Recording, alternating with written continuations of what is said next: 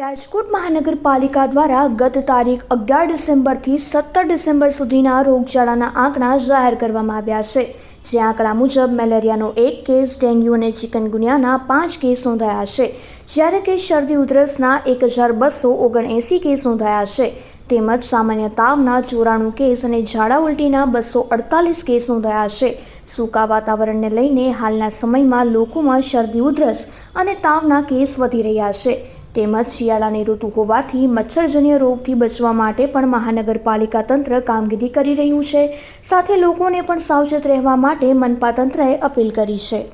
ગત સપ્તાહે રાજકોટ મહાનગરપાલિકા ખાતેના વિવિધ આરોગ્ય કેન્દ્રો છે ત્યાં IHIPના જે ડેટા છે તે મુજબ કેસ નોંધાયેલા કેસ છે એ મુજબ ડેન્ગ્યુના છે 6 કેસ, ડેન્ગ્યુના છે 5 કેસ, ચિકનગુનિયાના 5 કેસ અને મેલેરિયાનો 1 કેસ છે નોંધાયેલો છે.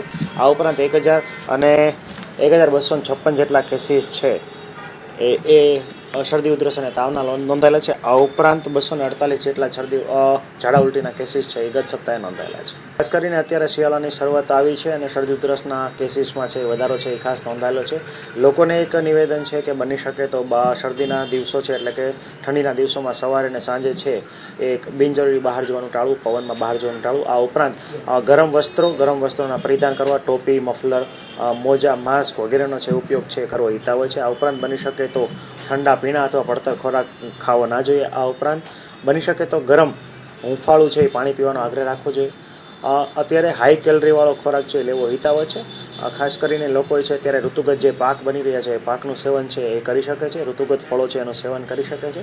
અને હાલ જે છે એ સ્નીઝિંગમાં એટલે કે સિઝનલ ફ્લૂ એટલે વાયરલ ઇન્ફેક્શનના કેસીસ છે ઘણા જોવા મળે છે. બની શકે તો માસ્કનો ઉપયોગ હાલ જે છે લોકોએ કરવો જોઈએ.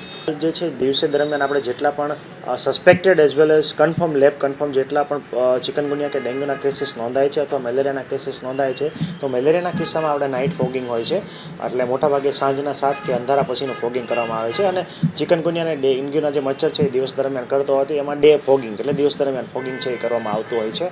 તો એનું સંધાને લેબ કન્ફર્મ એટલે જે કન્ફર્મ કેસીસ છે એ ઉપરાંત જેટલા શંકાસ્પદ કેસીસ છે એને ત્યાં પણ આપણે ઘરની દર્દી જે મળે એના ઘરની આજુબાજુના 50 થી 60 જેટલા ઘરોમાં એટલે કે 50 મીટરની ત્રિજ્યામાં આપણે ફોગિંગની કામગીરી કરતા હોઈએ છીએ.